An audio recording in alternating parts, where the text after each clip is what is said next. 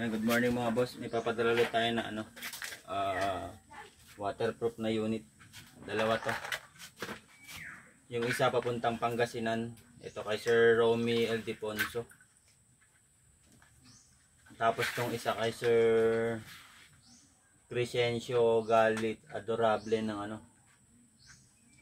Katubig, Northern Samar. Yan. Wala na, hindi na. So, ito po yung sinasabi kong waterproof. Ang dalawa to, papadala natin ang tubig. Yan, lubog lahat yan.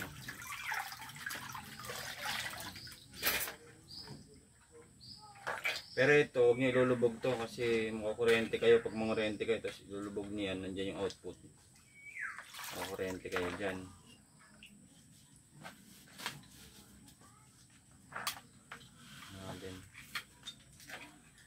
So, i-try natin paanda rin. So, yung output, dito na natin i-spark sa ibabaw.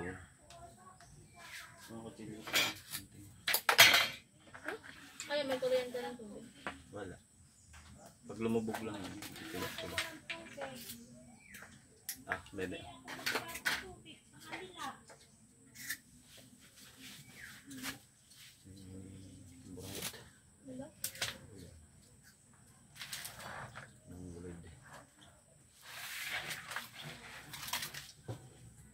Yan po, nakalublob na po sa tubig yan.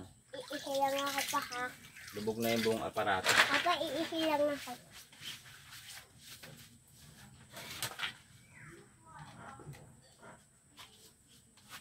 Okay. Kailangan mo bigong kita.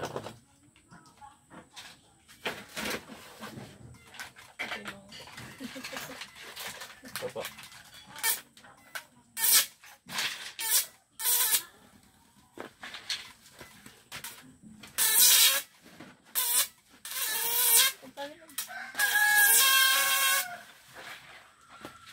Tatanggalin natin sa ibabaw na natin para marinig nyo yung tunog. Kasi pagka hindi talaga marinig yung tunog pag nakalubog. Gawa nang natatakpan yung transformer. Yan po yung tunog niya pag wala sa tubig.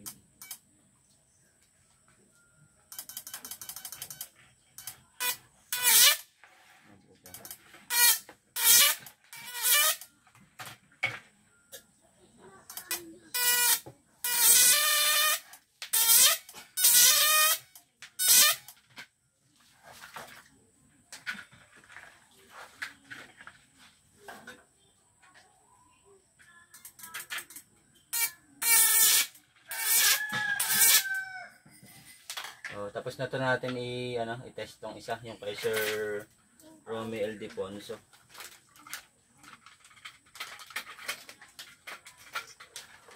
Sabit mo ulit para matuyo muna bago ibalot. Yun, sabit mo yan, saan dyan. So ito naman kay Sir, naman ito-test natin.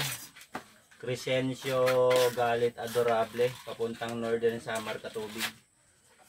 So, lublob na natin.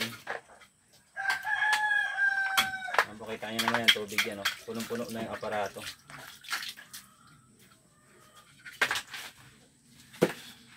Angat lang natin yung stick. Ayan.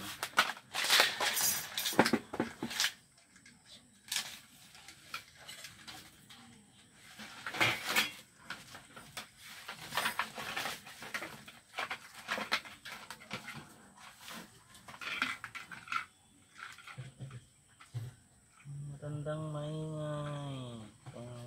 Naano ko siya kasi. Ang tubig na ano, ang dami na ito. Ba't di ba nang babayad? Hindi nang babayad. Ano magalit?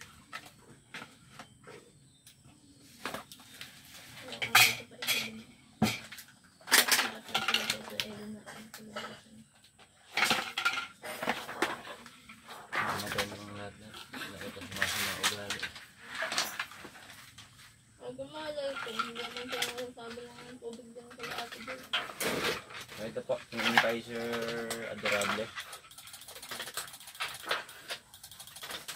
Hindi talaga maririnig yung andar niya pag nasa tubig.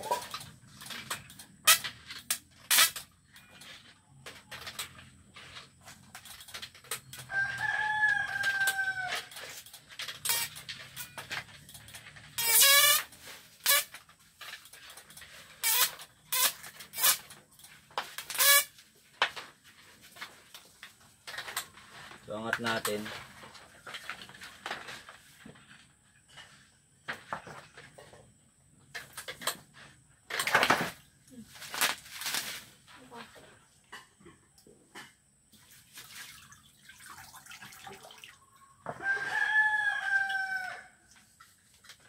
Mas dyan din, baka makurente si Papa mo. Kurente ka rin.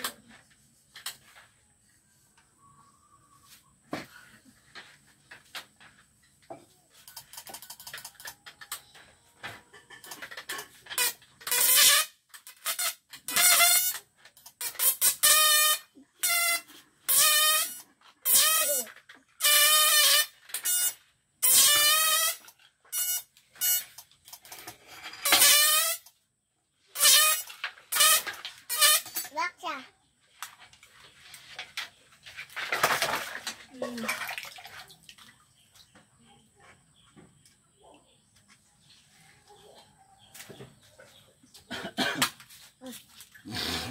Baksa. Ang dami.